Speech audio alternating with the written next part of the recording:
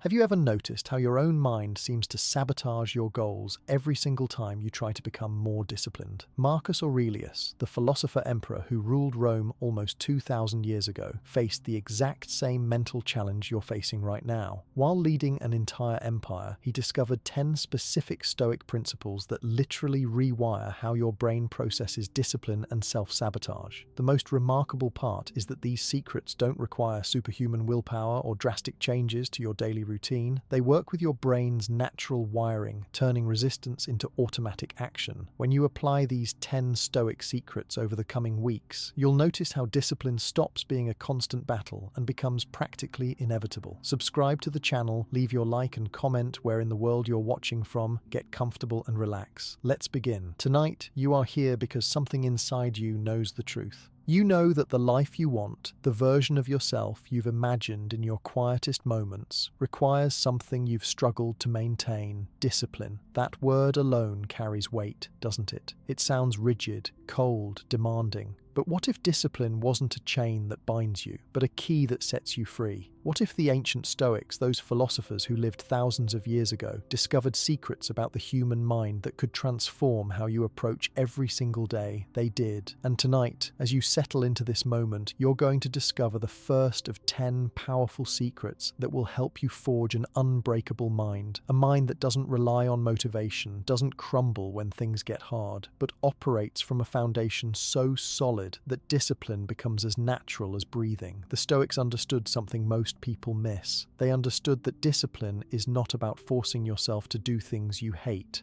It's not about willpower alone, that finite resource that drains by midday and leaves you exhausted by evening. True discipline, the kind that lasts, the kind that transforms lives, comes from something deeper. It comes from how you see the world, from how you interpret what happens to you, from the stories you tell yourself about who you are and what you're capable of. Marcus Aurelius, the emperor who could have indulged in every pleasure imaginable, wrote in his private journal that the impediment to action advances action, that what stands in the way becomes the way. Think about that. The very things you believe are stopping you from being disciplined are actually the training ground for discipline itself. Every moment of resistance, every temptation to give up, every excuse that rises in your mind is not a sign of your weakness. It's an opportunity to build strength. Let's talk about the first secret, and it's perhaps the most important one: the secret of perception. The Stoics called this the discipline of perception, and it's the foundation everything else is built upon. Right now, at this very moment, your brain is receiving thousands of signals, sounds, sensations, thoughts, memories, but you're not aware of most of them. Your brain filters reality, deciding what matters and what doesn't. And here's the crucial part: you have far more control over that filter than you realize. When you wake up tomorrow morning and your alarm goes off, your first thought might be, "I'm so tired. I don't want to get up. I need more sleep." That's perception. It's not the truth. It's an interpretation. Another person in the exact same situation might think, "Another day, another chance. Let's see what I can do." Same alarm, same body, different perception, completely different outcome. Epictetus, who was born a slave and became one of the most influential philosophers in history, taught his students that people are not disturbed by things, but by the views they take of them. Read that again slowly. You are not disturbed by things, but by the views you take of them. This means that the difficulty you face isn't actually the problem. Your interpretation of that difficulty is the problem. When you tell yourself that discipline is hard, that you've never been disciplined, that you don't have what it takes, you're creating a perception that makes discipline impossible. But when you shift that perception, when you start to see challenges as training, obstacles as teachers, and discomfort as growth, everything changes. Your brain literally rewires itself. Neural pathways strengthen or weaken based on which thoughts you habitually think. This isn't mystical, it's neuroscience. The Stoics discovered it through observation and practice 2,000 years ago. So, how do you apply this first secret? How do you use the discipline of perception to force your brain into discipline mode? You start by catching yourself. Throughout your day tomorrow, notice what you're telling yourself. When something doesn't go according to plan, what story do you immediately create? When you feel resistance towards something you know you should do, what narrative plays in your mind? Most people never question these automatic thoughts, they just accept them as reality. But you're not most people. You're someone who's seeking a deeper understanding. You're someone who's willing to look at the machinery of your own mind and adjust it. So catch those thoughts, notice them without judgment, and then ask yourself, is this perception helping me? Is this view of the situation making me stronger or weaker? If it's making you weaker, you have the power to choose a different perception. Imagine you've committed to waking up early to exercise. The alarm sounds. The warm bed feels perfect, and your mind immediately says, just today, I'll skip it. I'll start again tomorrow. That's the moment. That's where discipline lives or dies, not in the action itself, but in the perception that precedes it. A person without discipline stays in bed because they've accepted the first perception their mind offered. A person developing discipline pauses, recognizes that thought as just one possible interpretation, and consciously chooses a different one. This is the moment I've been training for. This is where I prove to myself that I'm someone who keeps commitments. This discomfort is temporary, but the pride I'll feel will last all day.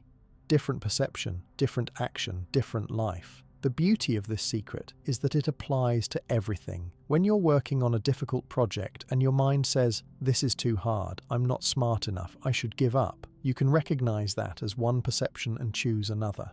This is challenging, which means it's making me grow. Every moment I persist, I'm building capability. I don't need to be perfect, I just need to continue.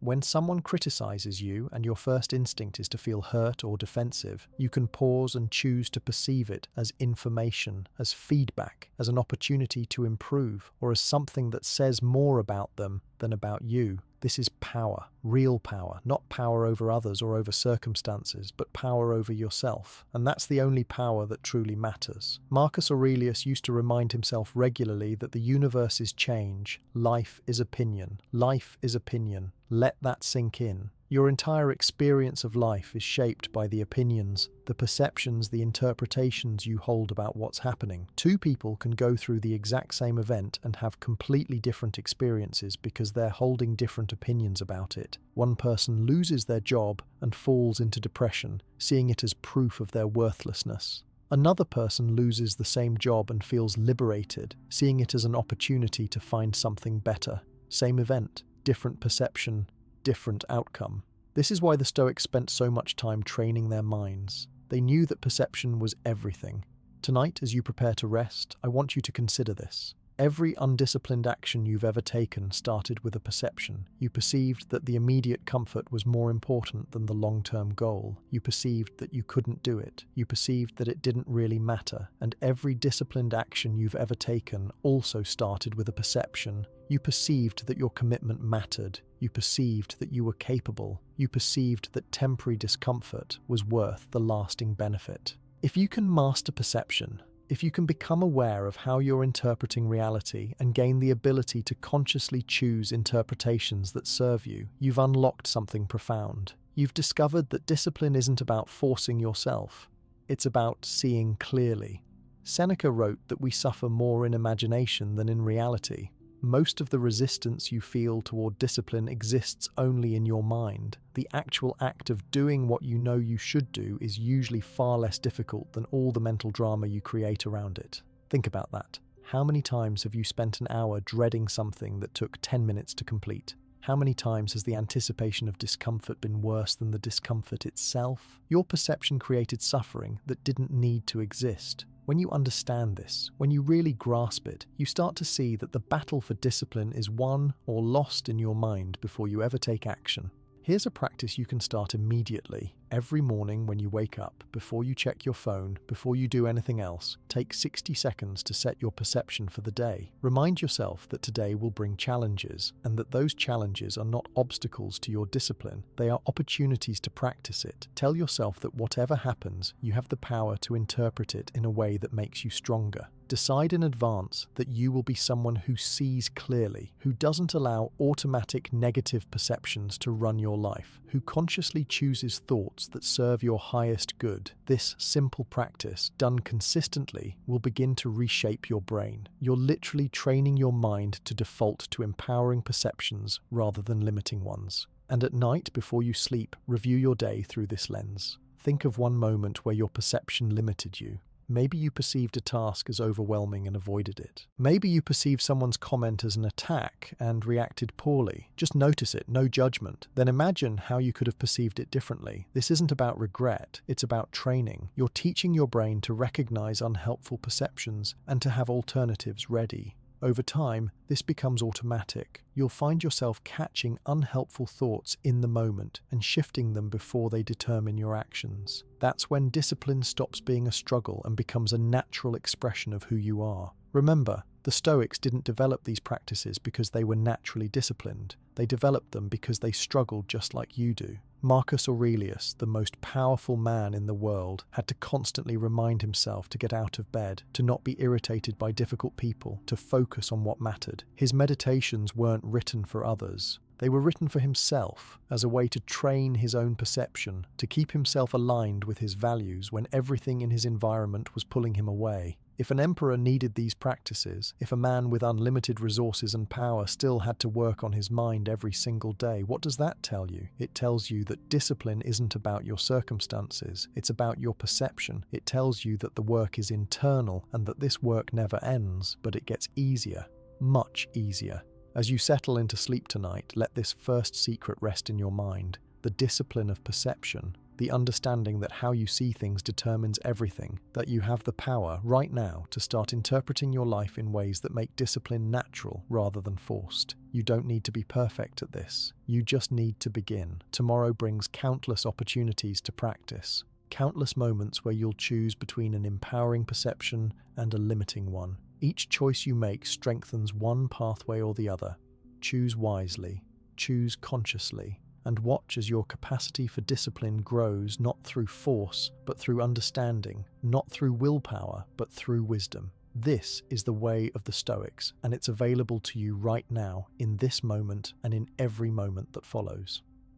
The second secret the Stoics discovered about discipline has to do with beginnings, with how you start. Because the truth is, most people lose the battle for discipline before they even get out of bed. They wake up reactive, immediately checking their phones, scrolling through other people's problems, other people's lives, other people's agendas. Within minutes, their minds are scattered, their attention fragmented, their energy dissipated, and then they wonder why discipline feels impossible. But the Stoics knew something different.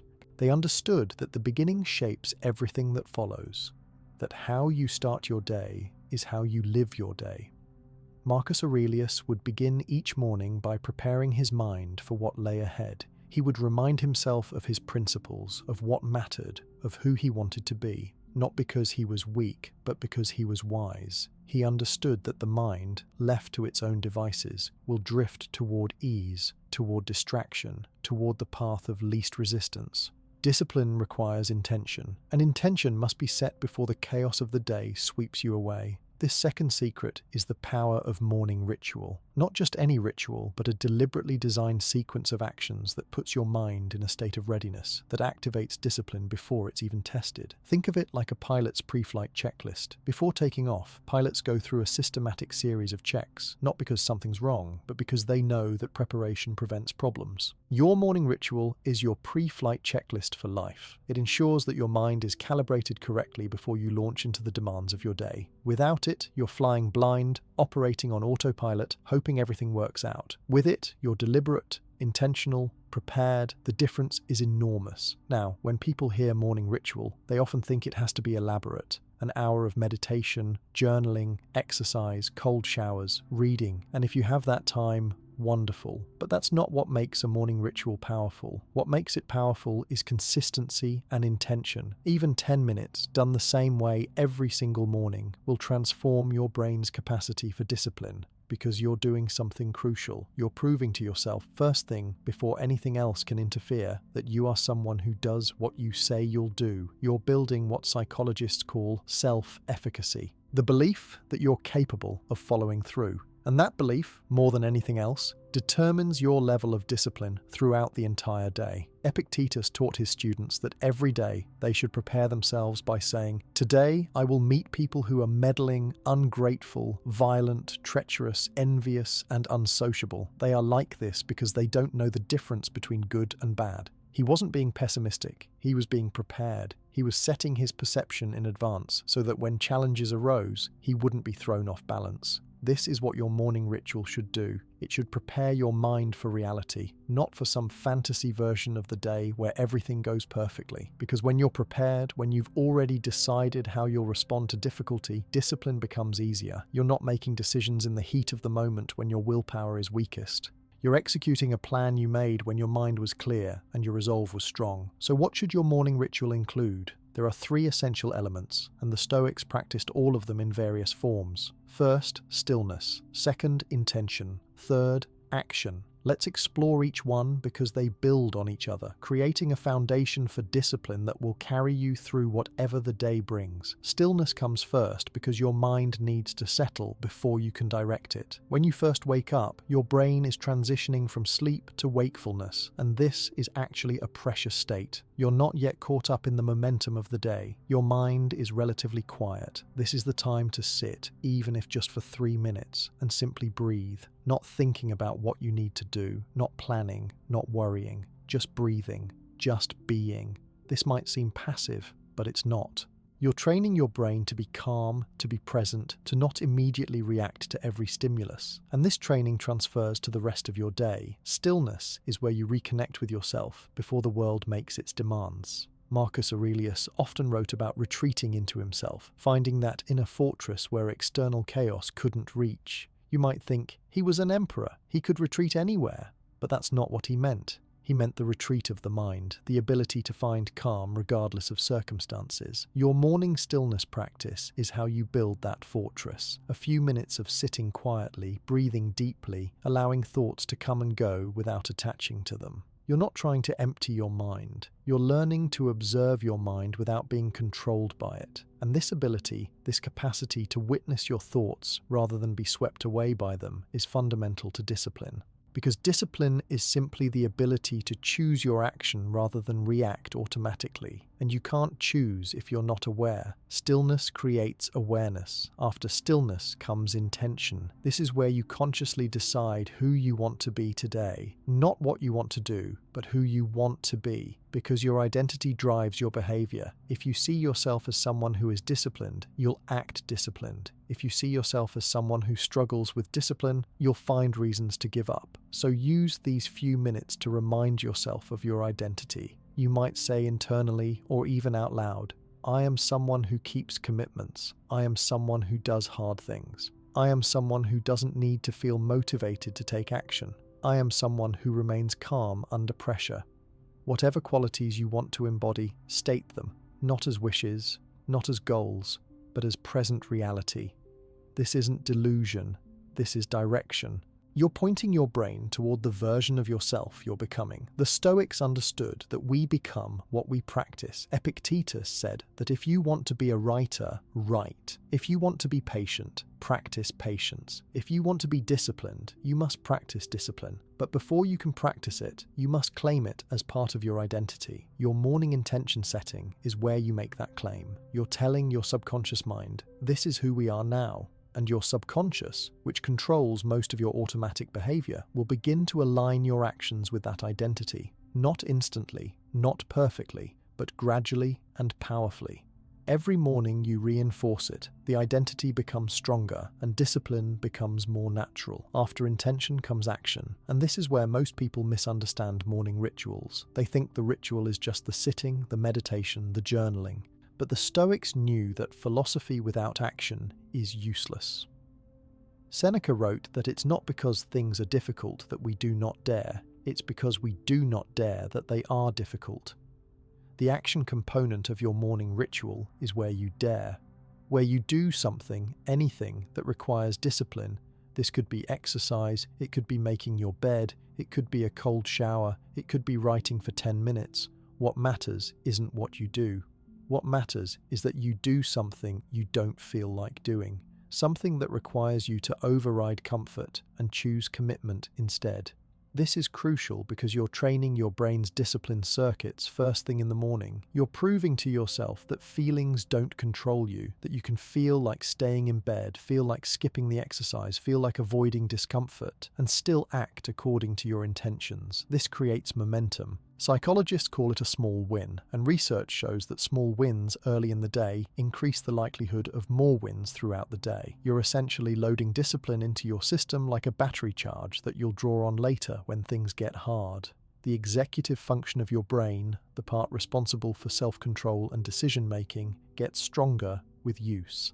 By exercising it first thing in the morning, you're ensuring it's available when you need it most. Let me give you a specific example of how this might look. You wake up. Instead of reaching for your phone, you sit on the edge of your bed for 2 minutes and take 10 deep breaths. Just breathing, just being present. That's stillness. Then you spend 2 minutes reminding yourself who you are. I am disciplined. I do what I say I'll do. I don't let feelings dictate my actions. I am building the life I want through daily commitment. That's intention.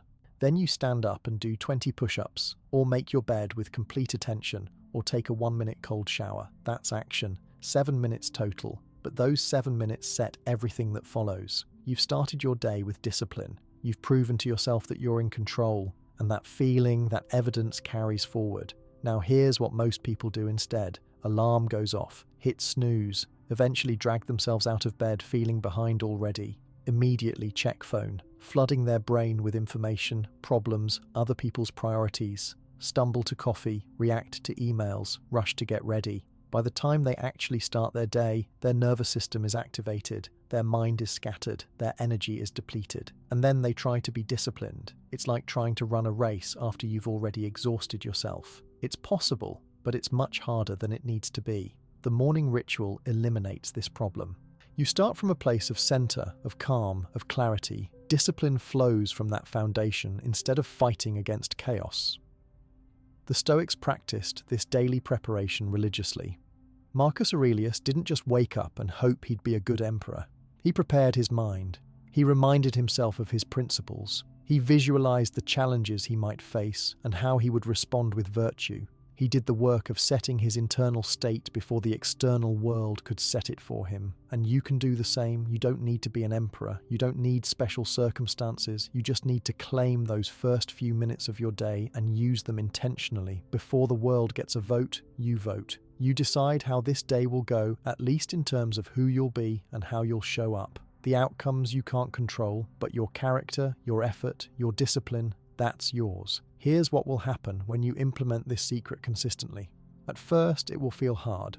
Your brain will resist. It will offer you every excuse. But you'll do it anyway because now you understand that resistance is just a perception, just a thought, and thoughts can be observed without being obeyed. After a week, it will feel a little easier. After 2 weeks, you'll notice you feel more centered throughout the day. After a month, you'll realize that discipline in other areas has become easier too. Not because you have more willpower, but because you've trained your brain every single morning to override feelings and act according to intentions. After 3 months, you won't even consider skipping it. It will be as automatic as brushing your teeth. And the cumulative effect, the compound interest of starting every single day with discipline, will be visible in every area of your life. But there's something else that happens, something subtler and perhaps even more powerful. When you have a morning ritual, you have a reset button. No matter what happened yesterday, no matter how undisciplined you were, no matter how many times you failed, this morning is new. Your ritual is your opportunity to begin again.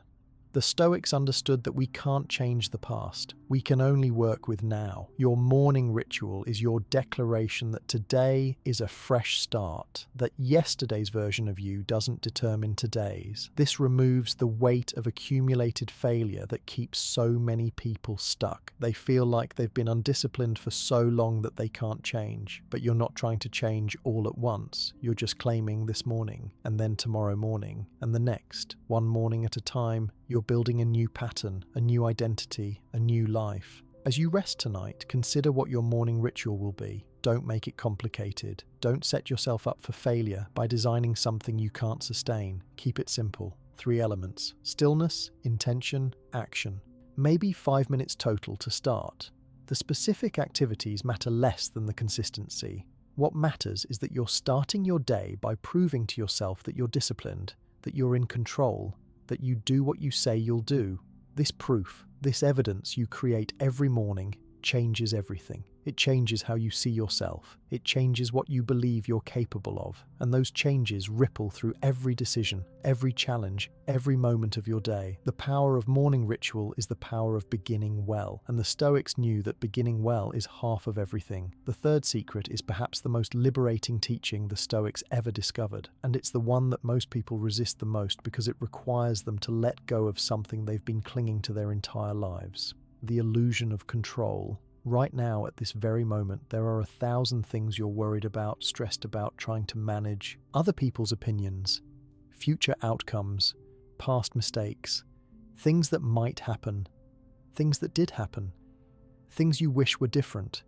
And all of that worry, all of that stress, all of that mental energy spent trying to control what cannot be controlled is destroying your discipline, because discipline requires focus. It requires that your mental energy be concentrated on what actually matters, on what you can actually influence. When your attention is scattered across 100 things you can't control, you have nothing left for the things you can. This is the Stoic dichotomy of control, and it's the third secret to forcing your brain into discipline mode. There are things that are up to you, and there are things that are not up to you, period. That's it. Simple distinction, profound implications. Things that are up to you include your thoughts, your intentions, your actions, your responses, your effort, your character. Things that are not up to you include other people's thoughts, the weather, the past, the future that hasn't happened yet, outcomes that depend on factors beyond your influence, your body's ultimate fate, and basically everything external to your own mind and choices. The Stoics taught that peace, effectiveness, and discipline all come from learning to focus exclusively on the first category and release the second. Completely release it, not try to control it better, not worry about it more efficiently, release it entirely. Epictetus opened his handbook with this teaching because he knew it was foundational. He said that if you think something not up to you is up to you, you will be disturbed, you will blame others, you will blame the gods, you will be miserable.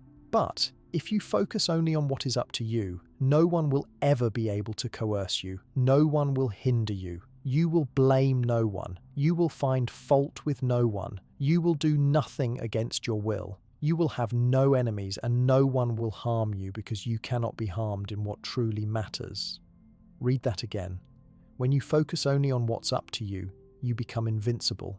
Not physically invincible, but mentally and emotionally invincible.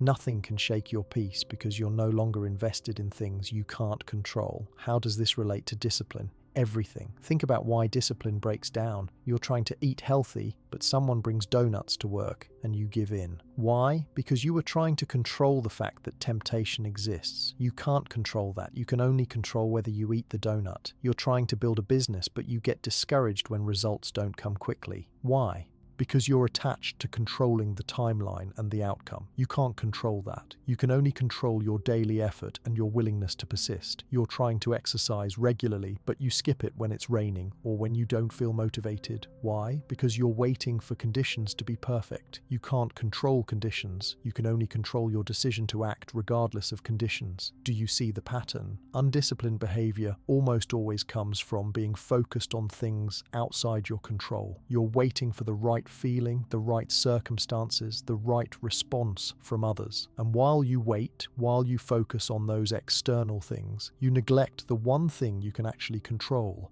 your choice in this moment. The dichotomy of control redirects all of your power back to where it belongs. Stop trying to control outcomes and focus on controlling your actions. Stop trying to control how you feel and focus on what you'll do regardless of how you feel. Stop trying to control other people and focus on controlling yourself. This shift, this simple but profound shift, unleashes discipline because suddenly all your energy is going toward the one place it actually works. Marcus Aurelius struggled with this throughout his life. He was emperor of Rome, theoretically the most powerful man in the world, and yet he couldn't control the behavior of his generals, the loyalty of his allies, the health of his family, or the outcome of wars. He could have spent all his energy trying to micromanage everything, trying to force reality to bend to his will. Instead, he constantly reminded himself to focus on what was within his control, his own judgments, his own choices, his own character. In his meditations he wrote, "You have power over your mind, not outside events. Realize this and you will find strength."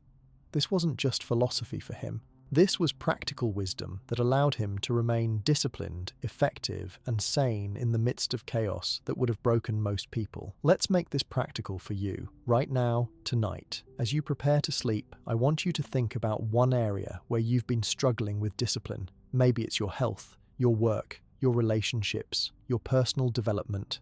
Now ask yourself honestly, where has my focus been? Have I been focused on outcomes I can't control? Have I been focused on how other people respond? Have I been focused on trying to make circumstances perfect? Or have I been focused on my daily actions, my effort, my choices? Most likely, you've been focused on the wrong things. And that's okay. Now you know. Now you can redirect. Tomorrow, when you wake up and begin your day, practice the dichotomy of control actively. Throughout the day, notice where your mind goes.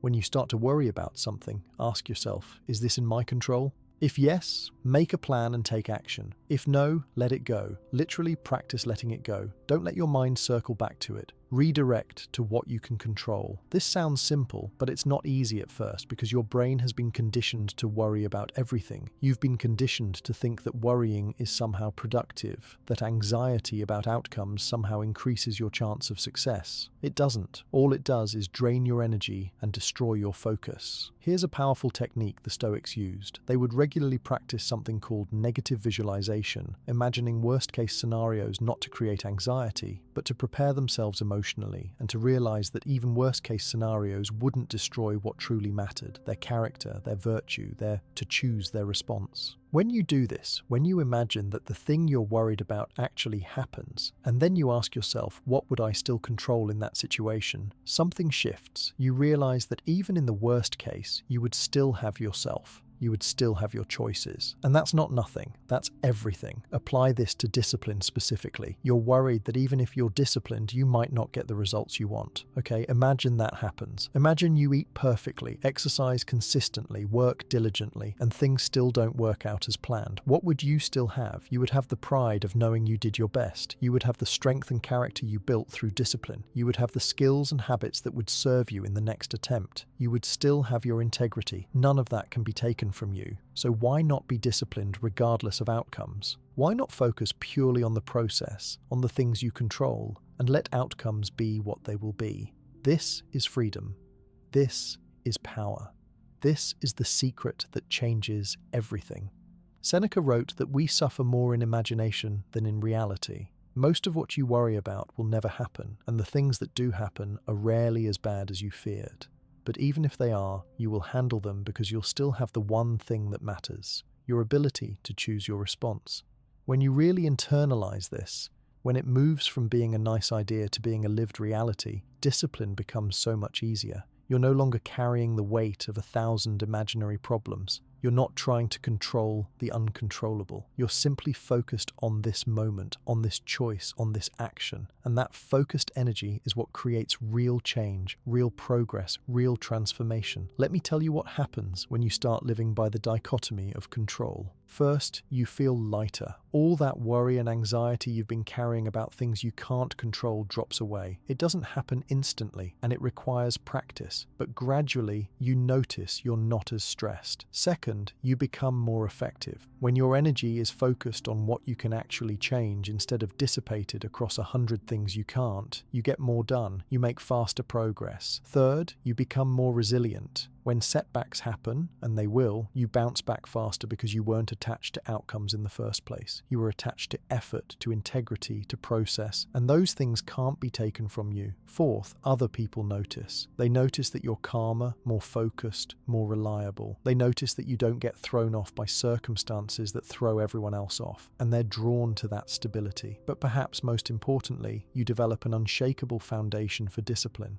Because discipline is no longer dependent on conditions being right, it's no longer dependent on feeling motivated, it's no longer dependent on seeing immediate results, it's simply what you do because it's what you control. This is the difference between fragile discipline and anti-fragile discipline. Fragile discipline requires perfect conditions, high motivation, visible progress. It breaks easily. Anti-fragile discipline gets stronger in adversity. It thrives in imperfect conditions, and it's built on the dichotomy of control. When you know that the only thing you're responsible for is your effort and your choices, not outcomes, not other people's responses, not circumstances, then nothing can stop you. Nothing can discourage you for long, because you're playing a different game than everyone else. You're playing the only game you can actually win. Tonight, as you drift towards sleep, release everything that's not yours to control. All the outcomes you've been attached to, all the people you've been trying to change, all the circumstances you've been fighting against, just for tonight, let them go. Notice how that feels. Notice the space it creates. That space is where discipline lives. That space is where your power resides. And tomorrow, you can practice claiming that space again. The dichotomy of control isn't something you master once and forget about. It's something you practice daily, moment by moment, choice by choice. But the more you practice, the more natural it becomes. And the more natural it becomes, the more disciplined you become without even trying. Because you're not wasting energy on the uncontrollable anymore. All of your energy, all of your focus, all of your power is channeled toward the one place it actually matters, who you are and what you choose to do right now. That's the third secret, and it's enough to transform your entire life if you let it. There's a fourth secret the Stoics discovered that sounds counterintuitive, almost backwards. While everyone else is seeking comfort, seeking ease, trying to make life as pleasant as possible, the Stoics deliberately practiced discomfort on purpose, regularly. And they found that this practice was one of the most powerful tools for building an unbreakable mind. This is the secret of voluntary discomfort, and it might be the most immediately practical tool you can use to force your brain into discipline mode. Because here's what happens. When you spend all your time avoiding discomfort, seeking ease, staying in your comfort zone, you become soft. Your brain learns that discomfort is dangerous, that it must be avoided at all costs. And then, when discipline requires you to do something uncomfortable, which it always does, your brain screams at you to stop. It creates every excuse, every rationalization, every reason why you should quit. And you do. Because you haven't trained yourself to tolerate discomfort. But when you practice voluntary discomfort, when you deliberately seek out challenging experiences, you teach your brain something different. You teach it that discomfort is not dangerous, that you can experience it and survive, that it's temporary, that you're capable of enduring far more than you think. And this lesson, this deep knowing that discomfort cannot destroy you, becomes the foundation of unstoppable discipline. Because once you're no longer afraid of being uncomfortable, once you actually know from experience that you can handle it, there's nothing that can make you quit. Every excuse your brain offers loses its power. This is hard. So what? You've done hard things before. This is uncomfortable. You know you can tolerate discomfort. I don't feel like it. Feelings are temporary and irrelevant to your actions. You become, in the words of the Stoics, invincible. Marcus Aurelius slept on a hard bed, not because he had to, but as a practice. He could have had the softest, most luxurious bed in the world. He was emperor, but he chose discomfort because he understood that comfort makes you weak, that luxury softens you, that constant ease destroys your capacity to endure when endurance is required. And endurance is always required eventually. Life will bring hard times. Discipline requires hard choices. If you've spent your whole life avoiding discomfort, you'll break when it arrives. But if you've been training yourself deliberately, if you've been practicing discomfort in controlled ways, you'll be ready. You'll be strong. You'll handle it not because it's easy, but because you're capable. Seneca practiced voluntary poverty. Periodically, he would live as if he'd lost everything, eating simple foods, wearing plain clothes, sleeping on a basic mat. He was incredibly wealthy, one of the richest men in Rome, but he did this to prove to himself that he could be happy even without wealth, that his well-being didn't depend on luxury, that if he lost everything tomorrow, he would be okay. This practice freed him. He wasn't enslaved to his possessions because he knew experientially that he didn't need them, and this freedom translated to every area of his life. He could take risks, he could speak truth to power, he could be disciplined in ways that people who are dependent on comfort never can be, because he had nothing to lose. He'd already proven to himself that he could handle loss. Now you might be thinking, that's extreme. I don't need to sleep on the floor or give up everything I own. And you're right, you don't. But you do need to practice discomfort in some way if you want to build real discipline. Because discipline is the ability to do what you should do, regardless of how you feel, regardless of what you want in the moment. And that ability only comes through practice, through repeatedly doing uncomfortable things and surviving them, through training your nervous system to stay calm in the face of discomfort, through proving to yourself over and over that you're tougher than you think. This isn't about being masochistic. It's not about punishing yourself. It's about training yourself, strengthening yourself, preparing yourself for the inevitable challenges that life will bring. So what does voluntary discomfort look like practically? It can take many forms, and you should choose practices that resonate with you, that you can sustain, that actually challenge you. For some people, it's cold showers, starting your shower warm and then turning it to cold for the last 30 seconds or minute. This is uncomfortable. Your brain will scream at you not to do it, but you do it anyway. And every time you do, you're teaching yourself that you can override your brain's protests, that discomfort is temporary, that you're in control. For other people, it's fasting, going without food for a period of time, 16 hours or a full day. This is uncomfortable, especially at first. Your body will send hunger signals. You'll want to eat, but you don't. And you learn that hunger doesn't control you, that you can experience it and function perfectly well, that you're stronger than your appetites. For others, it's intense exercise, pushing yourself beyond what's comfortable, into the zone where your body is screaming to stop, but you keep going. This is uncomfortable. But it's where growth happens. It's where you discover reserves of strength you didn't know you had. For others, it's sitting in silence without distraction. No phone, no TV, no book, no music. Just sitting with yourself and your thoughts. In our constantly stimulated world, this is incredibly uncomfortable for most people. The boredom, the restlessness, the urge to reach for distraction. But if you can sit through it, if you can be comfortable being uncomfortable, you develop a kind of mental fortitude that serves you in every situation. For others still, it's social discomfort. Having difficult conversations, setting boundaries, saying number, asking for what you want. These things are uncomfortable, but they're essential, and practicing them makes you stronger. The specific practice matters less than the principle. You must regularly, ideally daily, do something that's uncomfortable. Something that you don't want to do but know you should do. Something that challenges you. And you must do it not when you feel like it, but as a practice, as training, as a deliberate choice to strengthen your mind. The Stoics called this kind of training ascesis, which means exercise or practice.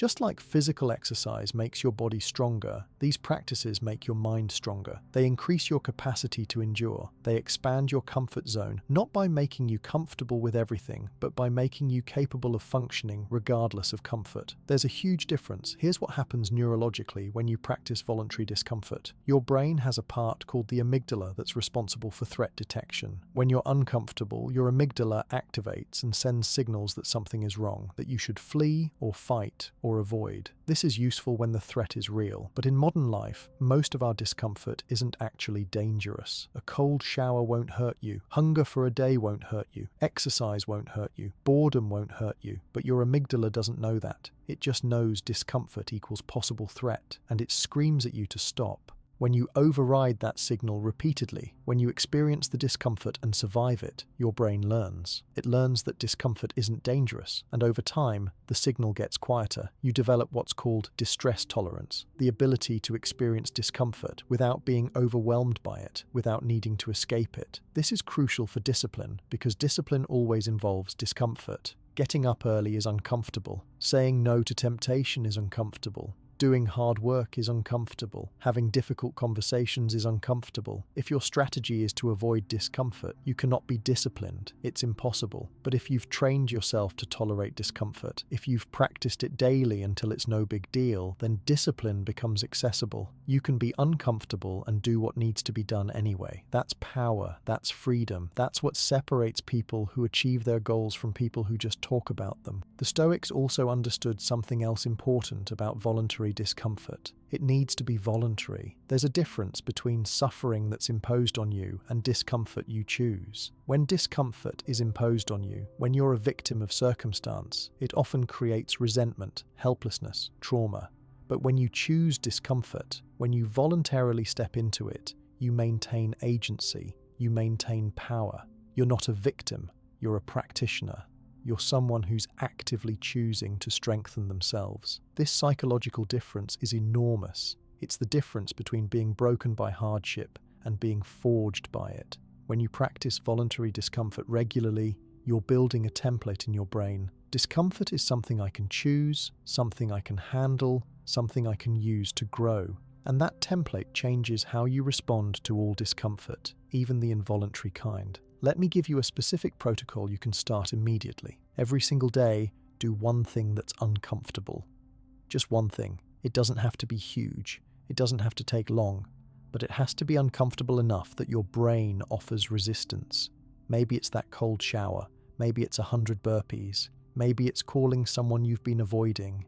Maybe it's sitting in silence for 10 minutes. Maybe it's waking up an hour earlier than usual. Whatever it is, do it. Don't negotiate with yourself. Don't wait until you feel like it. Just do it. And when you do it, pay attention to what happens. Notice the discomfort. Notice your brain's protests. Notice that you're doing it anyway. Notice that you survive. Notice that after it's over, you feel stronger. You feel proud. You feel more capable. This feeling, this evidence that you can do hard things, accumulates. Day after day, you're building a reservoir of proof that you are disciplined, that you are strong, that discomfort doesn't control you. And here's the beautiful part. As you practice voluntary discomfort consistently, things that used to seem impossible start to seem doable. That goal you've been putting off because it seemed too hard, it starts to seem achievable. That conversation you've been avoiding because it seemed too uncomfortable, you realize you can handle it. That lifestyle change you've been scared to make, you recognize you're capable because you've been training. You've been strengthening your discomfort tolerance muscle,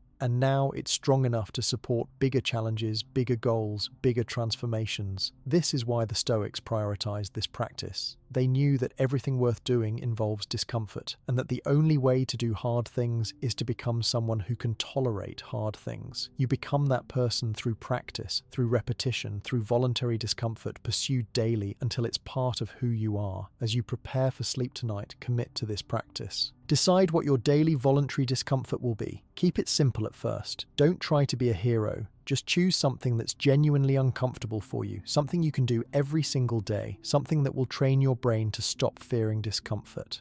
And then do it. Tomorrow morning, do it.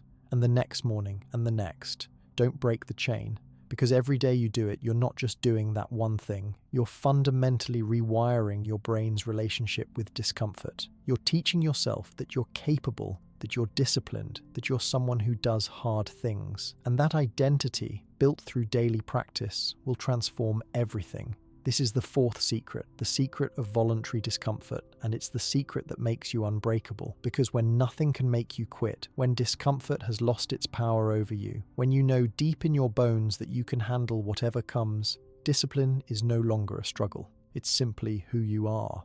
The fifth secret the Stoics practiced might seem strange at first. While most people spend their time imagining best-case scenarios, fantasizing about success, visualizing everything going perfectly, the Stoics did something different. They imagined worst-case scenarios, on purpose, regularly. They called it premeditatio malorum, the premeditation of evils, and it was one of their most powerful tools for maintaining discipline, composure, and effectiveness, no matter what life threw at them. This isn't pessimism. This isn't negativity. This is preparation. This is the practice of looking at what could go wrong, really looking at it, and deciding in advance how you'll handle it. And when you do this correctly, something remarkable happens. You stop being afraid. You stop being fragile. You stop making excuses. Because you've already faced your fears in your mind, you've already survived the worst case scenario mentally, and you realize that even if everything goes wrong, you'll be okay. Think about how most people approach their goals and their discipline. They imagine everything going smoothly. They picture themselves effortlessly waking up early, effortlessly eating healthy, effortlessly doing the work. And when reality doesn't match that fantasy, when obstacles appear, when things get hard, they're shocked, they're unprepared, they're thrown off balance, and they quit. Because they never planned for difficulty. They never considered that the path would be challenging. They built their discipline on a foundation of optimism, and optimism alone is a weak foundation. It crumbles the moment reality gets hard. But when you've practiced premeditatio malorum, when you've already imagined the obstacles and prepared for them, when difficulty arrives, you're not surprised. You're ready. You don't waste energy on shock or disappointment or questioning yourself.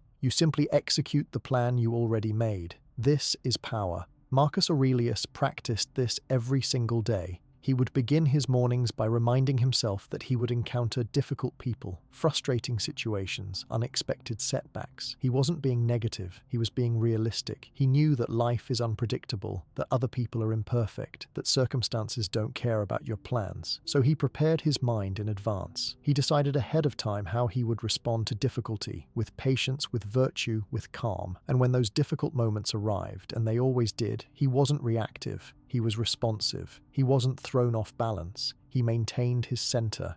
This is what premeditatio malorum does. It gives you a script for handling adversity before adversity arrives. And that script, that pre-made decision, is what allows discipline to persist when everything around you is falling apart. Let's make this practical for your life, for your discipline. You've committed to a goal. Maybe it's fitness, maybe it's a business, maybe it's a creative project, maybe it's personal development. Right now, tonight, before you sleep, I want you to ask yourself, what are all the ways this could go wrong? What obstacles might I face? What challenges am I likely to encounter? Really think about this. Be specific. Don't just say, it might be hard. What specifically might be hard? You might get injured and be unable to exercise. You might face financial pressure and feel you should give up your business. You might receive criticism that makes you want to quit your creative work. You might have an emotional setback that makes discipline feel impossible. List them, all the realistic obstacles you might face. Now here's the key part. For each obstacle, ask yourself, if this happens, how will I handle it? What will I do? Not what do you hope will happen, not what would be ideal. What will you actually do? Be specific. If I get injured, I will modify my workouts to accommodate the injury rather than stopping completely. If I face financial pressure, I will reduce expenses in other areas, but continue investing in my business because I've committed to giving it 2 years. If I receive harsh criticism, I will evaluate whether it's valid feedback or just someone else's opinion, and I will continue regardless. If I have an emotional setback, I will feel the emotions fully, I will practice self-compassion, and I will maintain my basic disciplines even if I can't do everything. Do you see how this works? You're not just identifying obstacles, you're creating a plan for handling them. You're making decisions in advance when your mind is clear, so that when you're in the heat of the moment, you don't have to make decisions. You execute the plan. This is what separates disciplined people from everyone else. Disciplined people aren't more motivated, they're more prepared. They've already decided what they'll do when things get hard. They've already made the choice. So when temptation arrives, when obstacles appear, when they don't feel like continuing, there's no decision to make. The decision was already made. They simply follow through. Undisciplined people, on the other hand, make decisions in the moment based on how they feel, and feelings are unreliable. Feelings fluctuate. Feelings will tell you to quit. If your discipline depends on feeling like doing the thing, you will fail. But if your discipline is based on pre-made decisions, on plans you created when you were rational and clear, you have a much better chance of success. The Stoics took this practice even further. They didn't just imagine obstacles to their goals, they imagined losing everything. Seneca would regularly imagine losing his wealth, his position, his freedom, even his life, not to torture himself, but to prepare himself emotionally, to realize that even in the worst-case scenario, he would still have his character, his values, his ability to choose his response. And that realization freed him. He could take risks, he could be bold, he could be disciplined even when it was difficult, because he'd already faced his worst fears and realized he would survive them. This practice, when done correctly, doesn't create anxiety. It creates confidence, it creates resilience, it creates an unshakable foundation because you know that no matter what happens, you'll handle it. Let me share with you a specific way to practice this. Once a week, maybe on Sunday evening as you prepare for the week ahead, sit down with a journal and write, this week, what could go wrong? List everything. Be thorough. Then for each item, write, if this happens, I will. And complete the sentence with your response. This is your insurance policy. This is your preparation. You're not hoping these things won't happen. You're not trying to avoid them through magical thinking. You're acknowledging that they might happen and deciding in advance how you'll respond. And then, when the week unfolds, when obstacles appear, you won't be thrown off. You'll think, oh, this is one of the things I prepared for. I know what to do. And you'll do it. There's another layer to this practice that's even more powerful. The Stoics would imagine not just obstacles, but the complete loss of things they valued. Epictetus taught his students to look at their loved ones and think, this person will not be here forever. To look at their possessions and think, this is not truly mine, it's borrowed. To look at their own life and think, this will end, I am mortal. This sounds morbid, but it's not. It's clarifying. It's liberating. Because when you regularly contemplate loss, when you remind yourself that everything is temporary, two things happen. First, you appreciate what you have now. You don't take it for granted, you savor it while it's here. Second, you stop being attached in an unhealthy way. You stop clinging. You stop being afraid of loss because you've already accepted that loss is inevitable. And that acceptance, that emotional preparation, makes you resilient beyond measure. Apply this to your discipline. Imagine that despite all your effort, you don't get the results you want. Imagine that you're disciplined for months or years and things still don't work out as planned. Really sit with that possibility. How would you feel? What would you do? And here's the crucial question. Would it still have been worth it to be disciplined? The Stoic answer is always yes, because discipline isn't just about outcomes. It's about who you become. It's about the character you build. It's about living according to your values regardless of results. When you embrace this truth, when you decide that you'll be disciplined even if it doesn't guarantee success, you've reached a level of freedom that most people never experience. Your discipline is no longer fragile, no longer dependent on things going your way. It's anti-fragile. It actually gets stronger in adversity. There's a famous Stoic principle: expect nothing, be grateful for everything. This is the fruit of premeditatio malorum. When you've imagined things going wrong, when you've prepared for obstacles, when you've accepted loss, then anything positive that happens feels like a gift. You're not entitled. You're not disappointed when things are hard because you expected them to be hard, but you're deeply grateful when things go well because you know they didn't have to. This mindset shift is profound. It transforms your entire emotional experience of life. And it makes discipline so much easier because you're not constantly being derailed by unmet expectations. You expected challenges, you prepared for them, and now you handle them with grace. Let me give you one more specific practice. Tonight, before you sleep, imagine tomorrow going wrong. Imagine your alarm not waking you. Imagine feeling terrible when you wake up. Imagine someone being rude to you. Imagine your plans falling apart. Imagine feeling unmotivated and discouraged. Really imagine it, and then decide, even if all of that happens, what's the minimum discipline I will maintain? Maybe it's just making your bed and taking a shower. Maybe it's just eating one healthy meal. Maybe it's just writing one paragraph or walking for 10 minutes. Decide on your minimum and commit to it. Tell yourself, no matter what happens tomorrow, no matter how I feel, no matter what obstacles appear, I will do at least this. This is your floor. This is the line you will not cross. And when tomorrow comes, even if it's a terrible day, you'll maintain that minimum. And that maintenance, that refusal to go to zero, is what keeps your discipline alive. It's what allows you to bounce back quickly instead of spiraling. The Stoics understood that life is difficult. They didn't pretend otherwise. They didn't engage in positive thinking divorced from reality. But they also understood that difficult doesn't mean unbearable, that challenges don't have to destroy you, that you can prepare for adversity, face it with courage, and come out stronger. Premeditatio malorum is how you prepare. It's how you steel yourself. It's how you transform potential obstacles from surprising threats into expected challenges that you've already decided how to handle. And when you live this way, when you're prepared for the worst while working toward the best, you become unstoppable. Not because nothing goes wrong, but because you've already planned for things to go wrong. You've already decided you'll persist anyway, and that decision, that commitment, that preparation is the fifth secret. It's the secret that allows discipline to survive in any condition, in any circumstance, regardless of what life throws at you, because you're ready, you're prepared, and you've already decided that nothing will make you quit. The sixth secret is about understanding how transformation actually works. Most people think discipline is built through massive action, through dramatic gestures, through completely overhauling their life overnight. They wait until Monday, or the first of the month or the new year, and then they try to change everything at once. They commit to waking up at 5 a.m., exercising for an hour, eating perfectly, working intensely, meditating, journaling, reading, and being productive every single moment. And they maintain this for 3 days, maybe a week if they're particularly determined. And then they crash, they burn out. They revert to old patterns, and they conclude that they're not disciplined, that they can't change, that transformation isn't for them. But they're wrong. The problem wasn't them. The problem was their approach. Because the Stoics discovered that lasting change doesn't come from dramatic overhauls. It comes from small, consistent actions repeated so many times that they become automatic. It comes from what we might call atomic habits, from tiny changes that compound over time into remarkable results.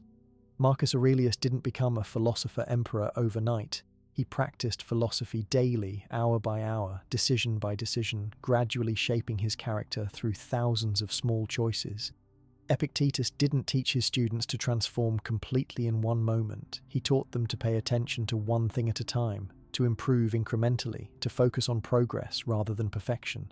The Stoic path was always gradual, always patient, always focused on the present moment rather than some distant ideal. And this approach, this commitment to small, consistent action is what actually works. Not because it's dramatic or exciting, but because it's sustainable. Because you can do something small every day, even when you can't do something big. And those small actions, accumulated over weeks and months and years, create transformation that dramatic gestures never could. Let's talk about why this works. Why small habits are more powerful than big intentions. Your brain resists big changes. It's designed to maintain homeostasis, to keep things stable, to avoid risk. When you try to change everything at once, your brain perceives it as a threat. All your neural patterns, all your conditioning, all your established routines scream at you that this is dangerous, that you should go back to what's familiar, and eventually, inevitably, you do. But when the change is small, when it's just one tiny thing, your brain doesn't sound the alarm. It doesn't resist as strongly. You can slip the change past your brain's defenses. And once that small change has been repeated enough times, it becomes part of your routine, part of your identity. It's no longer a change you're trying to make. It's just what you do.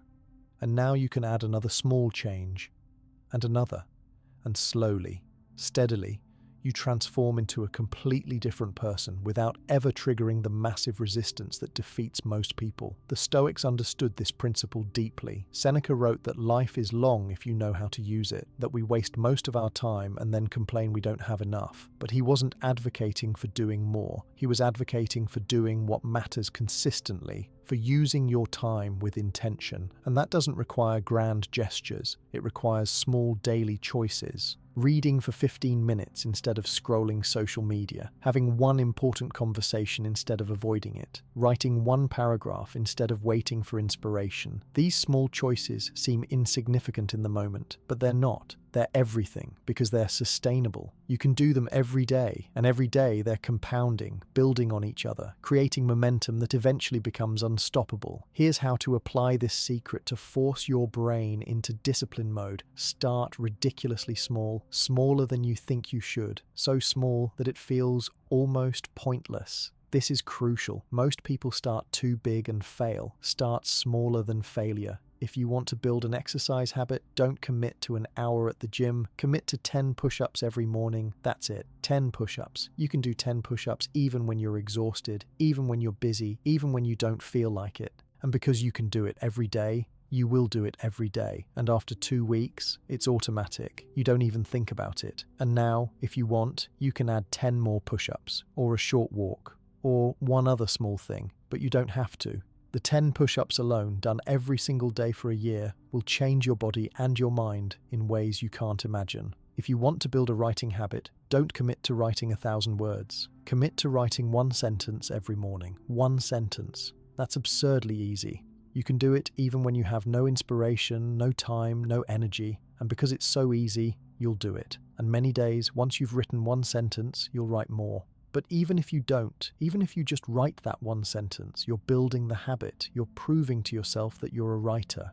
And that identity, reinforced daily, is what creates the discipline to eventually write that book, that article, that project you've been thinking about for years. The secret isn't writing a lot. The secret is writing every day. The amount doesn't matter nearly as much as the consistency. If you want to build a meditation habit, don't commit to 30 minutes of silence. Commit to 3 breaths, literally 3 conscious breaths every morning. Sit down, close your eyes, take 3 slow breaths, paying full attention to the sensation. That's it, 15 seconds. You can do that no matter what, and you will. And those 3 breaths, repeated daily, train your brain to be more present, more aware, more calm. And after a few weeks, you might naturally extend it to 5 breaths, or 10, or a full minute. But you don't have to. The practice of stopping and taking 3 conscious breaths done every single day is transformative in itself. Because you're training the habit of pausing, of being present, of choosing your state rather than being controlled by circumstances. Do you see the pattern? Start so small that you can't fail. Make it so easy that you can do it every single day no matter what. And then do it. Every single day, no exceptions. This is the key. The consistency matters more than the magnitude, because you're not just doing the thing, you're building an identity. You're proving to yourself that you're someone who keeps commitments. You're strengthening the neural pathways of discipline. You're creating a foundation that can support bigger things later. But first, the foundation. First, the small habit done consistently until it's automatic. The Stoics would call this practicing virtue in small things so that it's available in big things. When small discipline becomes automatic, large discipline becomes accessible. There's a concept in Stoicism called the discipline of action. It means doing what needs to be done, when it needs to be done, regardless of how you feel about it. And this discipline is built through repetition, through practice, through small acts repeated until they're character.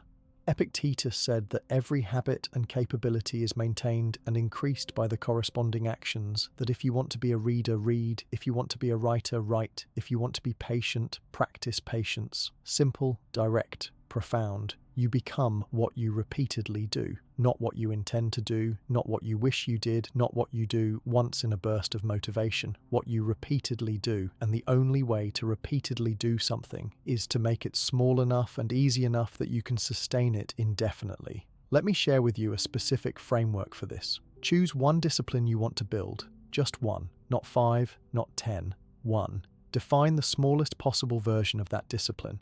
The version that takes less than 2 minutes and can be done every single day no matter what. Write it down.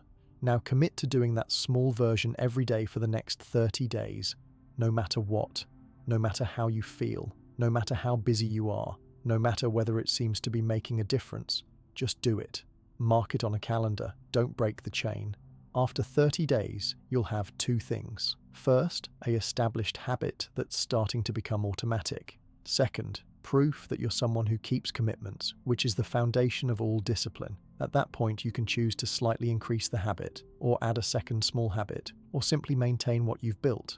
But you'll be operating from a position of strength, from a foundation of proven consistency, rather than from hope and intention. The magic of this approach is that it removes the excuse of not having enough time, energy, or motivation. You have 2 minutes. You always have 2 minutes. You have enough energy to do something small even when you're exhausted, and you don't need motivation because the action is so small that you can do it without motivation. This eliminates all the reasons you usually give yourself for not being disciplined. And when those reasons are gone, when all the excuses have been removed, you're left with a simple choice. Do you keep the commitment or not? And day after day, you choose to keep it. And that choosing, that daily decision to honor your word to yourself, builds something unbreakable inside you. It builds integrity. It builds self-trust. It builds real, lasting discipline. Marcus Aurelius wrote that you can commit injustice by doing nothing, by failing to act when action is required. This applies to your own development. Every day you don't take that small action toward your discipline, toward becoming who you want to be, you're committing an injustice against yourself,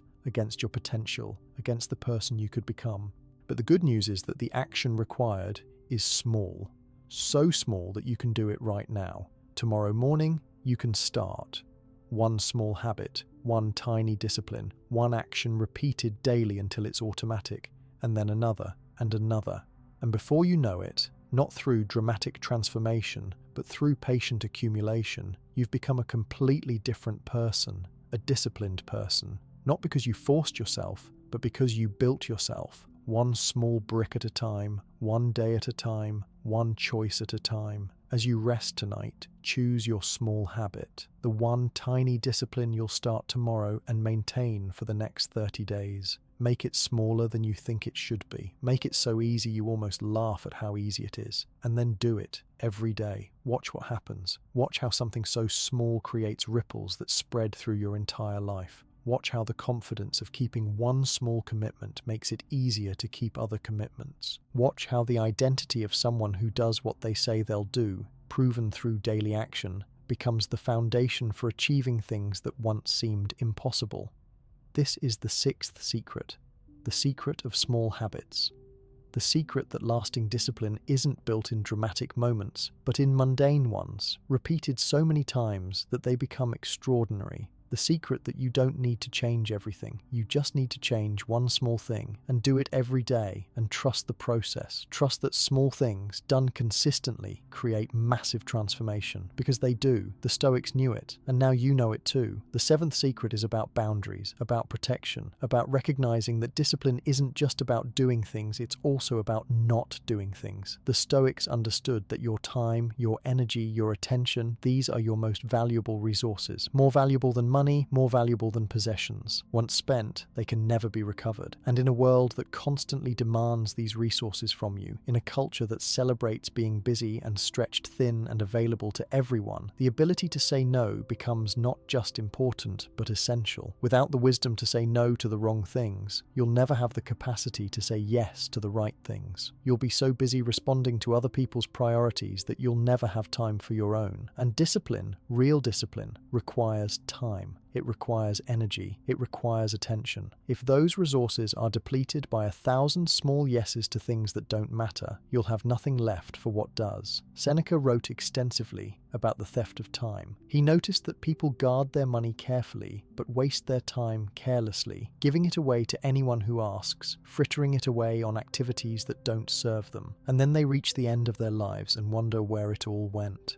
They were busy. They were productive in some sense, but they weren't building anything meaningful. They weren't living according to their own values. They were living according to other people's values, other people's demands, other people's expectations. And Seneca's solution was simple but difficult. Learn to say no. Learn to protect your time as fiercely as you protect anything else you value. Learn to distinguish between what's essential and what's not, and have the courage to refuse the non-essential, no matter how much pressure you face to accept it. This is particularly challenging in modern life. Technology makes you accessible 24 hours a day. People expect immediate responses. There's always another email, another message, another meeting, another request. Another emergency that's not really an emergency, but is treated like one. And if you try to respond to everything, if you try to be everything to everyone, you'll succeed at being nothing to yourself. Your discipline will crumble because you won't have the resources to maintain it. You'll be too tired, too scattered, too overwhelmed. The Stoics recognized that the path to a good life was narrow. It required focus. It required saying no to many things so that you could fully commit to the few things that truly mattered. And this is just as true for discipline. You can't be disciplined in every area. You have to choose where to focus your discipline, and that means saying no to other things. Let's make this practical. Right now, your life is full of commitments, obligations, activities, relationships, and habits. Some of these serve your highest goals. Some of these align with your values. Some of these make you better, but many of them don't. Many of them are legacy commitments from an earlier version of yourself, or obligations you accepted to please others, or habits you fell into without conscious choice. And these are draining your discipline. They're taking time and energy that could go toward what matters. So here's what you do. Make a list of everything you regularly do. Everything. Work commitments, social commitments, habits, activities, entertainment, everything that takes your time. And then ask yourself honestly, if I were starting from zero today, if I had complete freedom to choose, would I choose this? Would I commit to this knowing what I know now? For many items on that list, the answer will be no. You wouldn't choose them. You're only doing them because you started doing them at some point and never stopped, or because someone expects it, or because you're afraid of disappointing people. But here's the truth. Every yes to something that doesn't serve you is a no to something that does. Every hour spent on a legacy commitment is an hour not spent on your priorities. Every bit of energy given to keeping others happy at the expense of your own growth is energy stolen from your potential. The Stoics would say this clearly. You don't have unlimited time. Your life is finite. Every moment spent on what doesn't matter is a moment you'll never get back. This isn't meant to create anxiety. It's meant to create clarity, to help you see that protecting your time, your energy, your attention is not selfish. It's necessary. It's the only way to live a life that's actually yours. So how do you say no? How do you establish boundaries when you've spent years or maybe your whole life saying yes to everything? It starts with clarity about your priorities. The Stoics were always clear about what mattered. For Marcus Aurelius, obvious. It was virtue, duty, and philosophy. Everything was measured against those standards. If something aligned, it was a yes. If it didn't, it was a no, regardless of external pressure. You need that same clarity. What are your actual priorities? Not what you think they should be, not what others expect them to be. What do you actually value?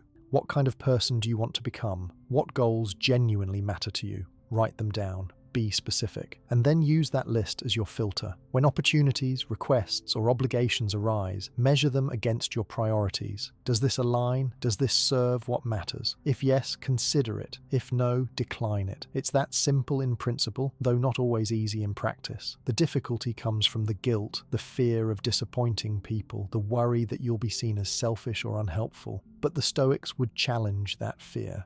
Epictetus taught that you're not responsible for other people's reactions. You're responsible for acting according to your principles. If you decline something because it doesn't align with your values and someone is disappointed, that's their response, not your failure. You cannot control how others feel. You can only control your choices. And choosing to protect your capacity for what matters, choosing to say no to what doesn't serve your highest good, is not only acceptable, it's virtuous. It's the responsible thing to do. Because when you say yes to everything, you do nothing well. You spread yourself so thin that you're ineffective everywhere. But when you focus, when you protect your resources for what truly matters, you can actually make a difference in those areas. Let me give you some practical language for saying no. You don't need to give elaborate excuses. In fact, don't. Excuses invite negotiation, invite people to solve your excuse and pressure you again. Instead, be brief and firm. Thank you for thinking of me, but I won't be able to commit to that.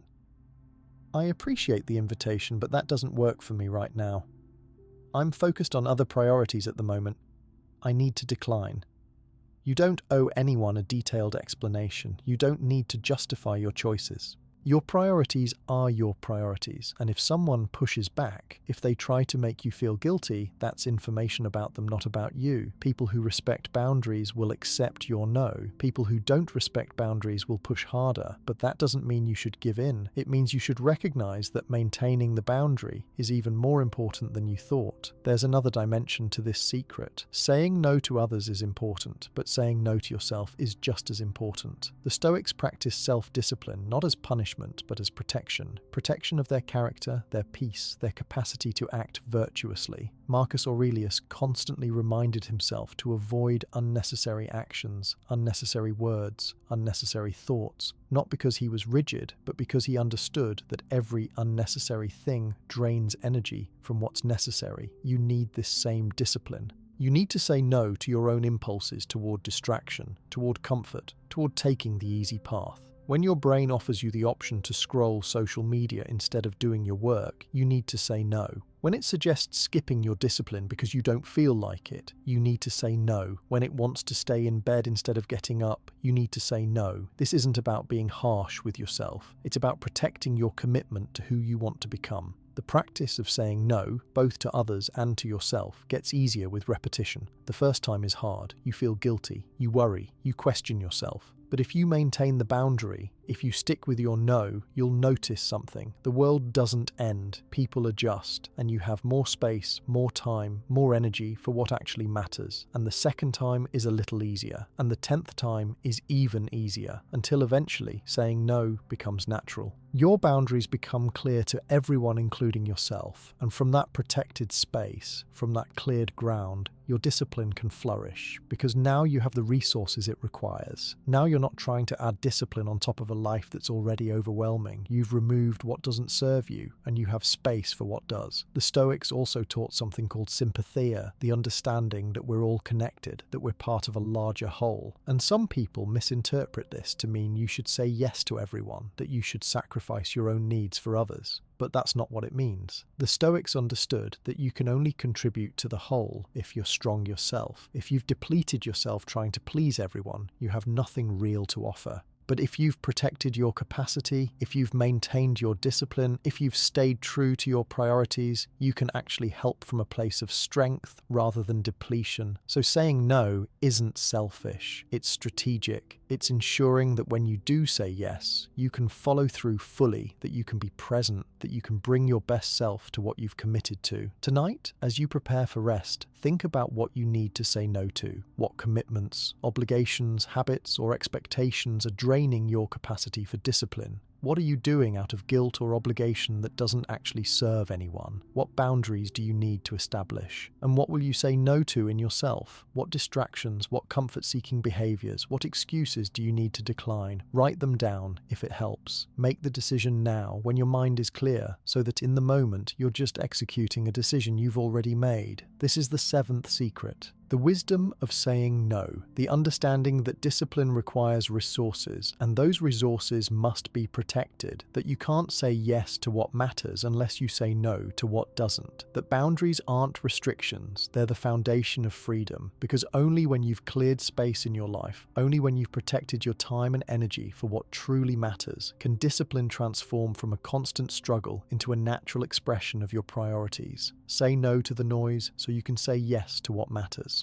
That's the secret, that's the practice, and that's what will change everything. The eighth secret is one the Stoics considered sacred, a daily practice that no serious practitioner would ever skip. They called it the examination of conscience, and it involved setting aside time each day, usually in the evening, to review your actions, your decisions, your thoughts, and your character. This wasn't about self-flagellation or dwelling on failures. It was about honest assessment, about learning from experience, about making conscious adjustments so that tomorrow could be better than today. And this practice, this commitment to daily self-examination, is one of the most powerful tools for building and maintaining discipline because it creates a feedback loop. You act, you review, you adjust, you improve. Without this loop, you're operating blind, repeating the same mistakes, never learning, never growing. With it, you're constantly refining yourself, becoming more aligned with your values, more effective in your actions, more disciplined in your choices. Seneca practiced this every evening. Before sleep, he would review his entire day. What did I do well? Where did I fall short? Where did I let emotion control me instead of reason? Where did I waste time? Where was I disciplined and where was I weak? He wasn't judging himself harshly.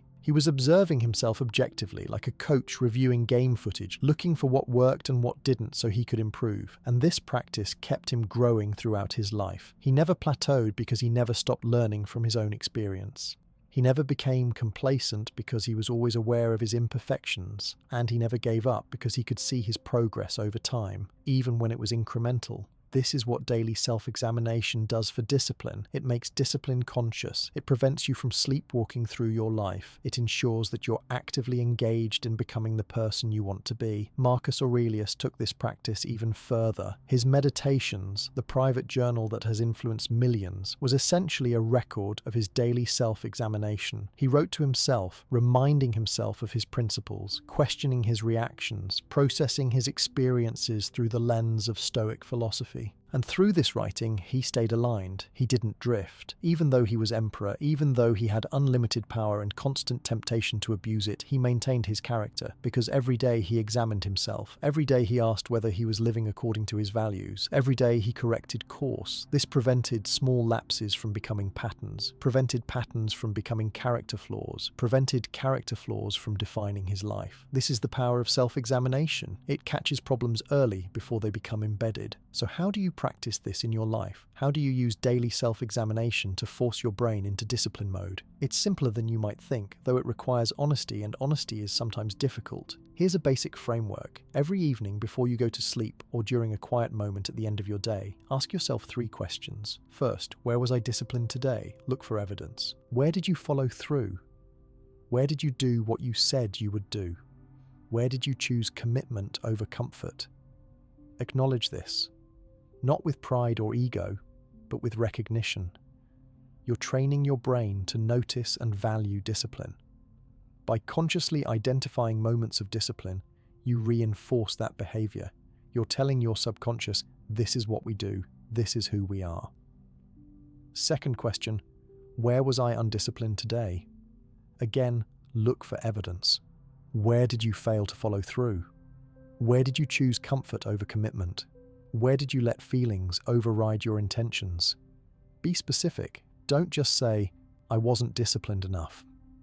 Say, I committed to working on my project for 30 minutes, but I only worked for 10 minutes before I got distracted by social media. Or I planned to go to bed at 10, but I stayed up until midnight watching videos. Specificity matters because you can't improve what you don't acknowledge. You can't change patterns you don't see clearly. So look honestly at where you fell short, not to punish yourself, but to learn. Not to confirm that you're hopeless, but to identify the specific obstacle so you can address it. Third question, what will I do differently tomorrow? Based on what you learned today, based on where you succeeded and where you failed, what specific adjustment will you make? Maybe you noticed you're most undisciplined in the evening when you're tired, so you'll move your most important task to the morning. Maybe you noticed that having your phone nearby destroys your focus, so tomorrow you'll put it in another room when you're working. Maybe you noticed that you skip your exercise when you try to decide about it in the morning, so tomorrow you'll decide the night before and remove the decision point. Whatever the adjustment, make it specific and small. One thing you'll do differently, one experiment. And then tomorrow, you implement it and observe what happens. And tomorrow evening, you review again. Did that adjustment work? If yes, keep it. If no, try something else. This is how you improve. Not through dramatic transformation, but through constant small adjustments informed by honest self-examination. The Stoics were obsessed with this kind of practical wisdom. They didn't philosophize in the abstract. They constantly asked, how am I applying this? Where am I succeeding? Where am I failing? Epictetus told his students that philosophy is not about clever arguments, it's about living well, and you can only live well if you're paying attention to how you're actually living. Not how you intend to live, not how you hope to live, but how you're actually living, moment to moment, day by day. Self-examination is how you pay that attention, it's how you close the gap between your values and your actions, because everyone has values. Everyone can say what they believe in, what matters to them, who they want to be, but most people's actions don't match their values, and they don't even notice the gap because they're not examining themselves. They're on autopilot, reacting, drifting, then wondering why their life doesn't reflect what they care about. You can be different. You can close that gap. But it requires looking. It requires daily examination. It requires the courage to see yourself honestly, without the filters of ego or denial. And that honesty, that willingness to see clearly, is what creates real change. Because once you see where you're falling short, once you acknowledge it specifically, you can address it specifically. Before you see it, you're helpless. You know something's wrong, but you don't know what. You feel bad about yourself, but you don't know how to improve. You try to change, but you don't know what to change.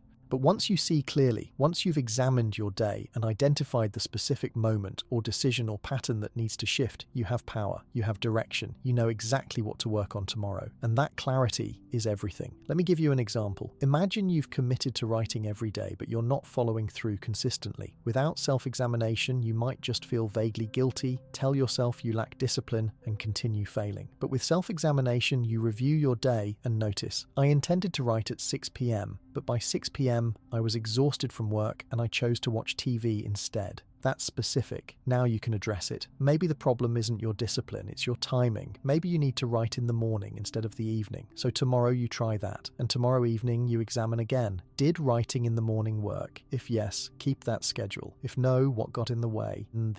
Did you sleep through your alarm? Then maybe you need to address your sleep schedule. Did you get distracted by checking email first? Then maybe you need to write before checking email. You're systematically identifying and removing obstacles based on actual evidence from your own experience. This is infinitely more effective than just trying harder or feeling bad about yourself. The Stoics also used self-examination to celebrate progress. Modern culture focuses almost entirely on what's wrong, what needs to improve, what you're failing at. But the Stoics understood that recognizing progress is crucial for motivation and for reinforcing positive patterns. So when you examine your day, don't only focus on failures, also acknowledge successes. Where did you show discipline? Where did you act according to your values? Where did you improve compared to last week or last month? This isn't about ego, it's about accurate assessment. If you're actually making progress, seeing that progress consciously reinforces the behaviors that created it. It tells your brain, this is working, keep doing this. And it provides encouragement on the days when discipline feels hard. You can look back at your examinations over weeks and months and see clear evidence that you're changing, that you're growing, that you're becoming more disciplined. That evidence is powerful. It carries you through setbacks because you know they're temporary. You know you're on an overall trajectory of improvement. There's one more dimension to this practice that's crucial. Self-examination must be honest, but it must also be compassionate. The Stoics were not about self-hatred or harsh judgment. They were about clear seeing and steady improvement. When you examine yourself and find that you fell short, that you were undisciplined, that you made mistakes, the correct response is not "I'm terrible, I'll never change, I'm worthless." The correct response is "I'm human, I made a mistake, I can learn from this." Marcus Aurelius constantly reminded himself that to err is human, that he shouldn't be surprised when he or others made mistakes, that the appropriate response to error is correction, not condemnation. This perspective is essential for sustainable discipline. If your self-examination becomes an exercise in self-attack, you'll stop doing it. You'll avoid it because it's painful. But if it's a compassionate assessment, an honest but kind look at your day with the goal of learning and improving, you'll look forward to it. It becomes a gift you give yourself, a few minutes of reflection that make every day better. Tonight, as you're about to sleep, try this practice for the first time. Review your day. Where were you disciplined? Acknowledge it. Where were you undisciplined? Acknowledge that too, specifically and without judgment. And what will you do differently tomorrow? Choose one small adjustment based on what you learned today. Write it down if that helps. And then tomorrow evening, do it again, and the next evening, and the next. Make this a non-negotiable part of your day. Just 5 minutes. 5 minutes of honest reflection that will transform your discipline more than hours of forcing yourself, because this practice creates awareness, and awareness is the foundation of all change. You cannot change what you don't see. But once you see clearly, once you're examining your life daily, improvement becomes inevitable. Not perfect, not linear, but steady. And that steady improvement, compounded over months and years,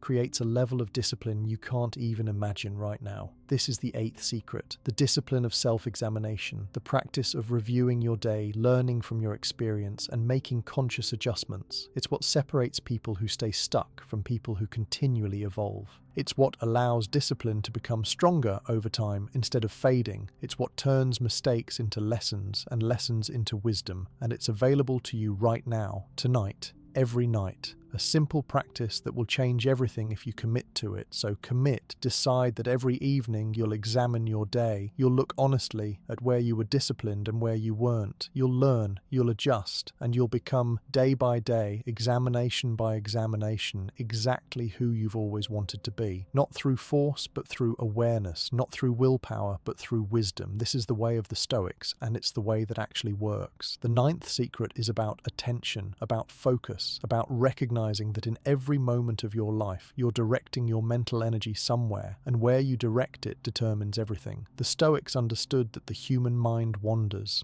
It's designed to scan for threats, for opportunities, for anything novel. In ancient times, this kept you alive, but in modern times, this design flaw has been exploited. Your attention is under constant attack. Notifications, alerts, ads, content designed by algorithms to hijack your focus. And most people have completely lost control of their attention. They don't decide where it goes. Their environment decides. Their phone decides. Other people's agendas decide. And without control of attention, discipline is impossible, because discipline is fundamentally about doing one thing when your attention wants to go to something else. If you can't control where your attention goes, you can't control what you do. It's that simple. Marcus Aurelius wrote that your life is what your thoughts make it, that the soul becomes dyed with the color of its thoughts. This isn't mystical, it's practical. Whatever you focus on expands. Whatever you give your attention to grows. If you constantly focus on distractions, your life becomes distracted. If you focus on what you're grateful for, you become more grateful. If you focus on your discipline, your ability to choose your actions, you become more disciplined. Your attention is like water. Whatever you pour it on grows. So the question isn't whether you should control your attention. The question is, are you going to control it consciously, or are you going to let it be controlled by whatever's loudest, whatever's closest, whatever hijacks it most effectively?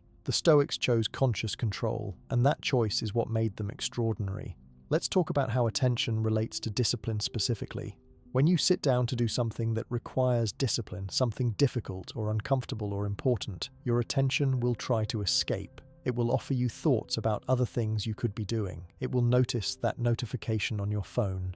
It will remind you of something you need to check. It will create the feeling that you need a break even though you just started. This is normal. This is your brain doing what brains do, seeking stimulation, avoiding discomfort. But if you follow every impulse of attention, if you let it bounce from thing to thing, you'll never do anything meaningful. You'll be busy but not productive, active but not effective. The ability to hold your attention on one thing, especially when it's difficult, especially when it's not immediately rewarding, that's the core of discipline. And it's a skill that's being systematically destroyed by modern technology, but a skill that can be rebuilt through practice. The Stoics practiced what we might now call mindfulness or presence, though they didn't use those terms. They practiced bringing their attention back to the present moment, to the task at hand, to what they could control. Epictetus taught that you should focus only on the present action, on doing this one thing well, right now, not thinking about the next thing, not worrying about outcomes, not daydreaming about being done. Just this, just now, just this action done with full attention. When he was teaching, he taught. When he was walking, he walked. When he was eating, he ate. His attention was where his body was, which sounds obvious but is actually revolutionary, because most people's bodies are in one place while their attention is scattered across 10 others. They're physically present but mentally absent, and this split, this constant divided attention, creates a kind of low-level stress that drains energy and destroys effectiveness. So, how do you reclaim control of your attention? How do you use this 9th secret to force your brain into discipline mode? It starts with awareness. For one day, just notice where your attention goes. Don't try to change it yet. Just observe. Set a timer to go off every hour, and when it does, notice what you're paying attention to. Are you focused on what you intended to be focused on, or has your attention wandered? Are you present with what you're doing, or is your mind somewhere else? Just gather data. Most people are shocked when they do this. They realize they're almost never fully present, that their attention is constantly somewhere other than where they are. This realization is the first step. You can't reclaim something if you don't realize you've lost it. Once you're aware of how scattered your attention is, you can begin training it. And attention is trained the same way any skill is trained, through practice. Here's a simple but powerful practice. Choose one routine activity you do every day. It could be brushing your teeth, washing dishes, walking to your car, making coffee. Whatever it is, commit to doing that one activity with full attention for the next week. When you're brushing your teeth, just brush your teeth.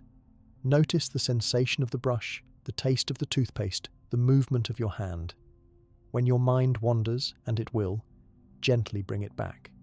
You're not trying to stop your mind from wandering. You're training your ability to notice when it wanders and bring it back. This is the skill. And this skill, developed through a simple daily activity, transfers to everything else. When you can hold attention on brushing your teeth, you can hold attention on difficult work. When you can notice your mind wandering from a simple task, you can notice it wandering from an important task. The Stoics also understood that attention is finite. You have a limited amount in any given day. This is now supported by neuroscience. Your prefrontal cortex, the part of your brain responsible for focus and self-control, gets fatigued with use. This is why discipline is harder in the evening than in the morning. You've spent all day making decisions, resisting temptations, focusing on tasks. By evening, your attention is depleted. Knowing this, you can protect your attention strategically. Do your most important work, the work that requires the most discipline and focus, early in the day when your attention is fresh. Don't waste your best attention on email or social media or low-value tasks. Guard it, protect it, use it on what matters most. This is what successful people do that others don't. Not because they have more attention, but because they're strategic about how they use it. Another crucial aspect of managing attention is removing distractions proactively. The Stoics lived in a world without smartphones, without internet, without the constant barrage of stimulation that characterizes modern life. But they still created environments that supported focus. They withdrew from crowds when they needed to think. They limited social obligations when they needed to work. They were intentional about their environment because they understood that environment shapes attention. You need to do the same. When you need to focus, remove everything that could pull your attention away. Turn off your phone, or better yet, put it in another room. Close all browser tabs except the one you need. Clear your desk. Use apps that block distracting websites if necessary. Make it easy to focus and hard to get distracted. Your environment should support your intentions, not fight against them. There's a Stoic technique that's particularly powerful for maintaining focus on discipline. It's called the view from above. When you're struggling to maintain attention on what you're doing, when discipline feels hard and you're tempted to quit, zoom out. Imagine viewing yourself from above, seeing your life from a broader perspective. From that view, this moment of struggle is tiny. It's a brief discomfort that will pass quickly. But whether you push through it or give in will determine the trajectory of your entire day, maybe your entire life. When you see it that way, when you contextualize this moment within the larger story of your life, it's easier to maintain attention on what matters. It's easier to not let temporary discomfort pull your attention away from your commitment. You're not just doing this task, you're building your character, you're creating your future. That broader perspective helps hold attention where it needs to be. Marcus Aurelius used another technique. He would visualize himself as already dead, looking back at his life. From that perspective, what would matter? What would he wish he had paid attention to? The answer was never email, never distractions, never trivial concerns. It was always virtue, always relationships, always meaningful work. This memento mori practice, remembering death, clarified what deserved his attention. And when clarity about what matters is strong, attention follows naturally. You don't have to force yourself to pay attention to what you know is important. The forcing is only necessary when you're unclear about priorities. When you're crystal clear that this matters and that doesn't, attention becomes easier to direct. So spend time getting clear on what actually matters in your life. Write it down, return to it regularly, and use that clarity to guide your attention every single day. Here's a practical challenge for you. Tomorrow, choose one block of time, maybe 30 minutes, maybe an hour, where you will give completely undivided attention to one important task. Not multitasking, not checking anything else, just one thing with full focus. Before you begin, remove all distractions, turn off notifications, close unnecessary programs, tell people you're unavailable, and then do the task with full attention. When your mind wanders, notice it and bring it back. This will be difficult at first. Your brain will resist. It will create urgent feelings about other things you need to check. It will generate discomfort and restlessness. That's normal. It's just your brain being untrained. But push through, complete the block of time, and notice how much you accomplish, how much better the quality of your work is, how much more satisfied you feel. This is the power of focused attention. 1 hour of real focus is worth 5 hours of distracted effort. And when you experience that, when you feel the difference, you'll want to protect your attention more fiercely. You'll realize what you've been losing by letting it scatter. The 9th secret is command of attention. It's recognizing that where your attention goes, your energy goes, your life goes. That discipline requires sustained attention on what matters, despite constant pressure to focus on what doesn't. That attention is both finite and trainable, and you need to treat it as your most precious resource. The Stoics knew this instinctively. They guarded their attention jealously. They practiced presence. They trained their minds to stay focused on what they could control, on what they were doing right now, on what truly mattered. And you can do the same. You can reclaim your attention from the thousands of things competing for it. You can train yourself to focus deeply on one thing at a time. You can create an environment that supports attention rather than fragments it. And when you do, when you master your attention, discipline stops being a constant struggle, because now you have the capacity to sustain focus on what matters. Now you're not constantly fighting distraction. You've removed the distractions and strengthened your focus until it's a reliable tool rather than a constant challenge. This is the 9th secret, and it's the foundation that allows all the other secrets to work. Because without attention, without focus, nothing else matters. Master this and you master yourself. We've arrived at the 10th and final secret, and it's perhaps the most important one because it addresses the thing that destroys more discipline than anything else. Not lack of knowledge, not lack of desire, not even lack of ability. What destroys discipline is the belief that one failure means complete failure, that one bad day means you've lost everything, that missing once means you should give up entirely. This all-or-nothing thinking is the enemy. It's the voice that says, you skipped your workout today, you've broken your streak, you might as well give up. Or, you ate that donut, you've already blown your diet, might as well eat whatever you want now. Or, you slept through your alarm, the day is ruined, there's no point trying anymore.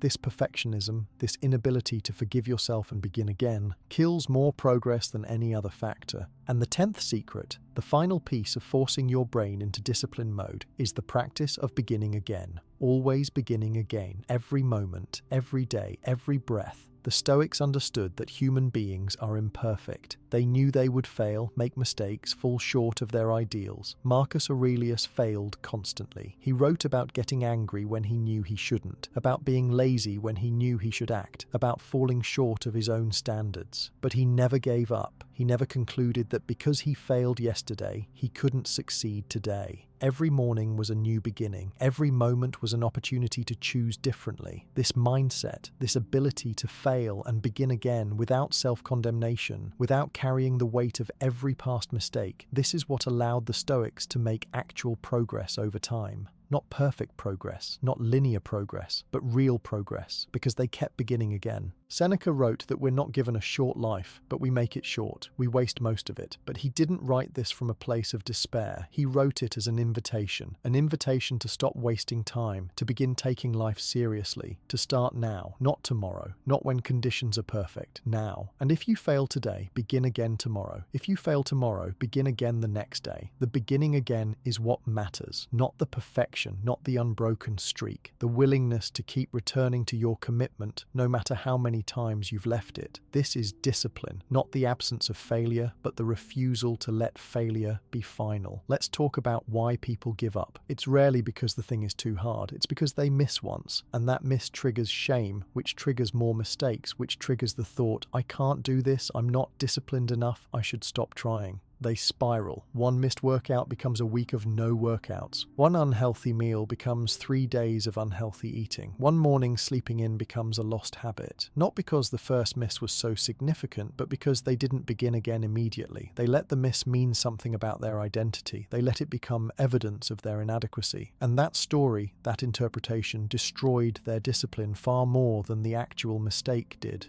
This is the trap. And the Stoics offer a way out. The way out is to separate the action from the identity. You missed your workout. That's a fact. It's one action, one moment. It says nothing about who you are. It doesn't mean you're undisciplined. It doesn't mean you'll never succeed. It doesn't mean anything except that in that moment you didn't work out. That's it. Now you have a choice. You can make it mean something larger, create a story about your failure and spiral, or you can recognize it as one moment, forgive yourself, and begin again. Not tomorrow, not next week. Right now, the next moment is your opportunity to choose differently. Maybe you can't go back and do that workout, but you can do the next thing on your list with discipline. You can choose healthy food for your next meal. You can make your bed even though you woke up late. Begin again right now. Don't wait for Monday. Don't wait for the perfect moment. Just begin again. Epictetus taught this explicitly. He told his students that when you fail, when you act against your principles, the correct response is immediate return. Not guilt, not shame, not elaborate promises about doing better. Just return. Return to your practice. Return to your commitment. Return to who you want to be. The return is everything. The Stoics called this pronoia, the understanding that every moment is an opportunity to practice virtue, to choose correctly, to act with discipline. The past is gone. You can't change it. The future hasn't happened. You can't control it.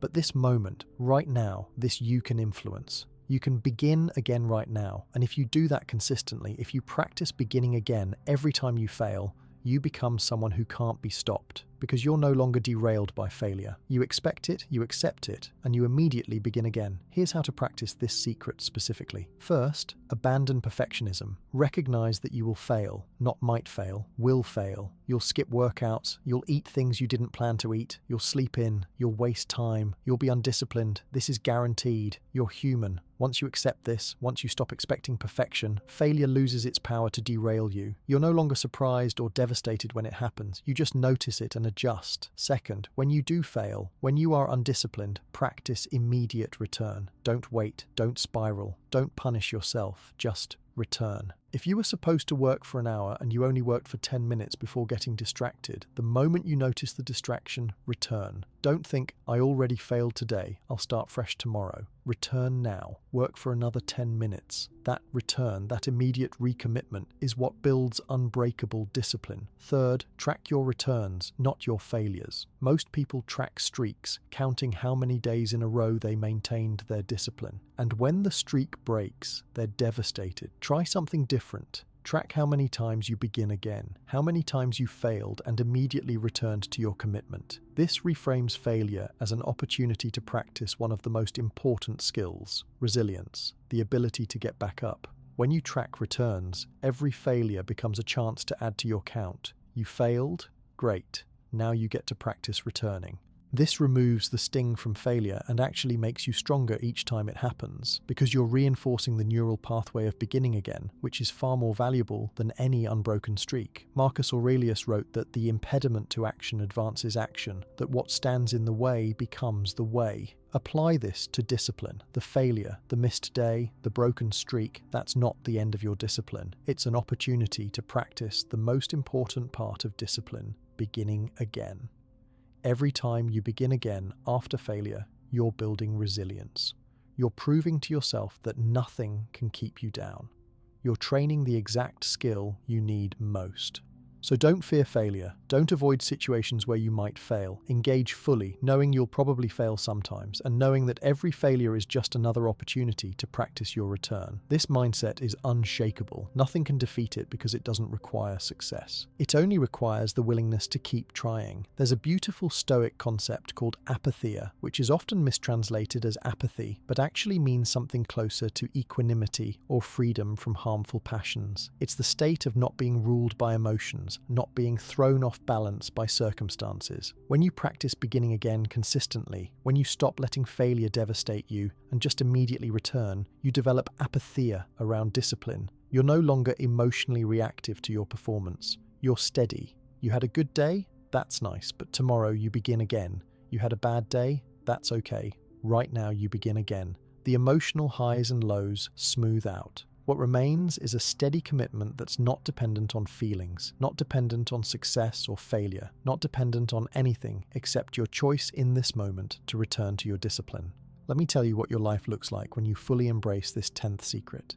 You wake up and you practice your discipline. Maybe you do it perfectly, maybe you don't, doesn't matter. At noon, if you've been undisciplined, you notice without judgment and begin again. In the evening, you examine your day, you see where you failed, and you commit to beginning again tomorrow. You fail sometimes, many times, but you never stay failed. You're constantly returning, and over months and years, this practice of beginning again creates transformation that perfectionism never could, because perfectionists quit after the first real failure. But you never quit. You fail and return. You fail and return. You fail and return. And slowly, imperceptibly, you become the most disciplined person you know. Not because you never fail, but because you always return. The Stoics saw life as a practice, not a performance. You're not trying to put on a perfect show. You're practicing virtue, practicing discipline, practicing character. And in practice, you fail constantly. That's the point of practice. You try, you fail, you learn, you try again.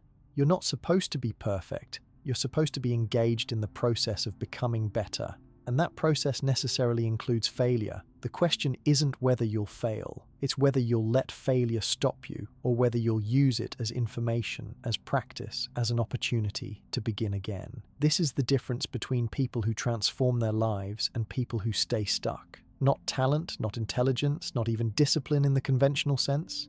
It's the ability to fail and begin again, to fail and begin again, to fail and begin again, forever. Tonight, as you rest, as you prepare to sleep, and then wake to a new day, I want you to release any shame or guilt about past failures, about all the times you weren't disciplined, about all the commitments you broke, about all the ways you've fallen short. Let it go. It's irrelevant. The past is done. What matters is that tomorrow, you begin again.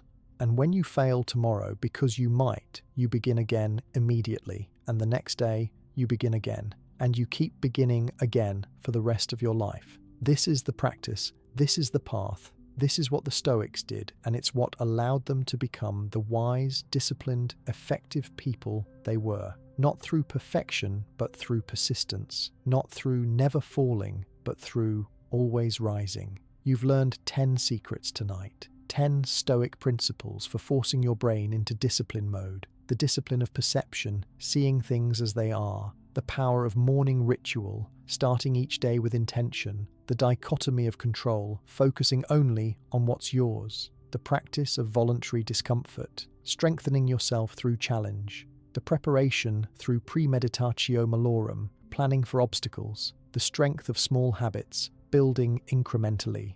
The wisdom of saying no, protecting your resources. The practice of self-examination, learning from each day. The command of attention, directing your focus deliberately. And the commitment to begin again, never letting failure be final. These aren't just ideas, they're practices, they're tools. They're a complete system for becoming someone who can do hard things, who can maintain discipline, who can achieve meaningful goals not through motivation or willpower alone, but through a deep restructuring of how you think, how you prepare, how you act, and how you respond to failure. The Stoics weren't superhuman. They struggled just like you do, but they developed these practices over centuries, testing them in the hardest circumstances imaginable, proving that they work not in theory, but in the chaos of real life. And now these practices are yours. You know them. The question is, will you use them?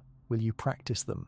Will you begin tonight, tomorrow, this week, and keep beginning again no matter what? Because that's all it takes. Not perfection, just beginning, just practicing, just returning when you fail, just trying again, just continuing. The discipline you want isn't far away. It's not something you have to become worthy of. It's available right now, in this moment, through the simple choice to begin, to practice, to apply one secret today and another tomorrow, and to begin again every time you fail. That's all. That's everything. And it's enough to transform your entire life if you let it. So let it. Begin now. And when you fail, begin again and again and again, forever. That's the Stoic way. That's the path to unbreakable discipline. And it starts right now with you, with this choice, with this beginning.